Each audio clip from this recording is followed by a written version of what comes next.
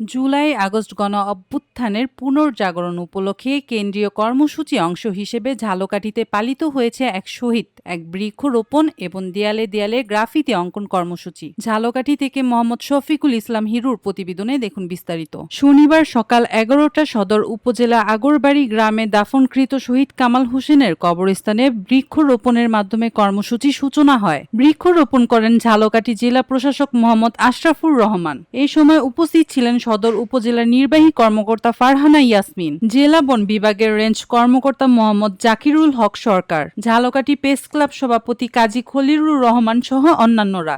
আপনি কি প্রবাসে গিয়ে স্বাবলম্বী হতে চান?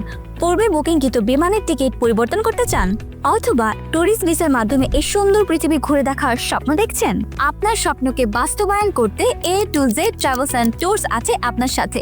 বৃক্ষরোপণের পূর্বে জেলা প্রশাসক শহীদ কামাল হোসেনের কবর জিয়ারত করেন এবং তার পরিবারের সদস্যদের সাথে দেখা করেন। শহীদের স্ত্রী রানী বেগম, তার 2 সন্তান এবং শ্বশুর ইসমাইল হাওলাদার সহ সেখানে উপস্থিত ছিলেন। পরে জেলা প্রশাসক বিভিন্ন শিক্ষা প্রতিষ্ঠানের শিক্ষার্থীদের অংশগ্রহণে আঁকা গ্রাফিতি ঘুরে দেখেন। এসব গ্রাফিতিতে ফুটে উঠে 24-এর পূর্বাপর আন্দোলন, শহীদের আত্মত্যাগ এবং মুক্তির চেতনা। জেলা প্রশাসক মোহাম্মদ আশরাফুর রহমান বলেন, জুলাই আগস্ট গণ অভ্যুত্থানের পুনর্জাগরণ উপলক্ষে কেন্দ্রীয় কর্মসূচির অংশ হিসেবে এক শহীদ এক বৃক্ষ